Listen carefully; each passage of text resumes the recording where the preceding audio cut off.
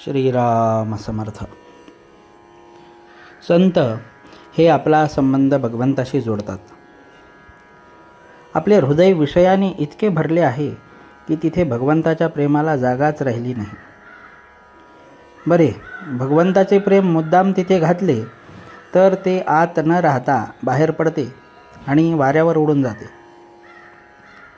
सामानाने गच्च भरलेली जशी एखादी खोली असते तसे आपले हृदय आहे. या हृदयाचा संबंध भगवंताशी जोडण्यासाठी आपल्या हृदयातले सामान म्हणजे विषय खाली करून त्याच्या जागी भगवंताचे प्रेम भरणे जरूर आहे. साधारणपणे आपला अनुभव असा आहे की एखादी वस्तू आपल्याला पुष्कळ आणि पुन्हा पुन्हा मिळाली तरी तिचा वीट येतो. म्हणून जी वस्तू आपल्याला कितीही मिळाली तरी तिचा वीट येणार नाही अशी वस्तू आपण मिळवावी.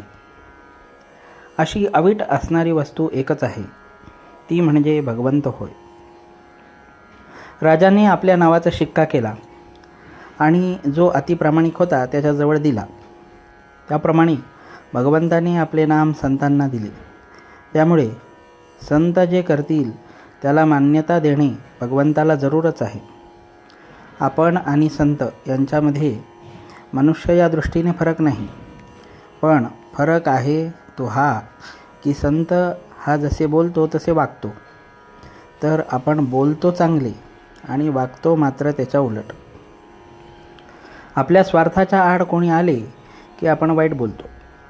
ज्याच्यावर आपण प्रेम करतो त्याच वस्तूवर दुसऱ्याने प्रेम केले तर आपण त्याला नावे ठेवतो.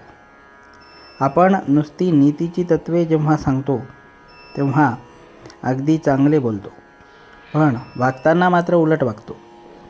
यासाठी आपण अशी कृती करूया की आपल्याला नंतर तसे बोलता येईल.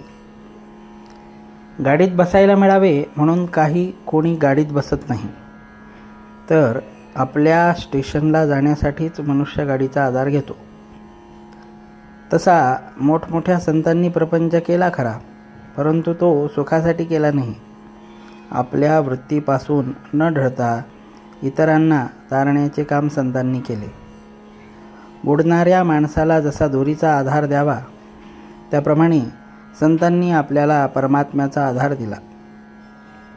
चंदनाच्या झाडाजवळच्या झाडांना जसा चंदनाचा वास लागतो त्याप्रमाणे संतांजवळ राहतो तोही संतच बनतो.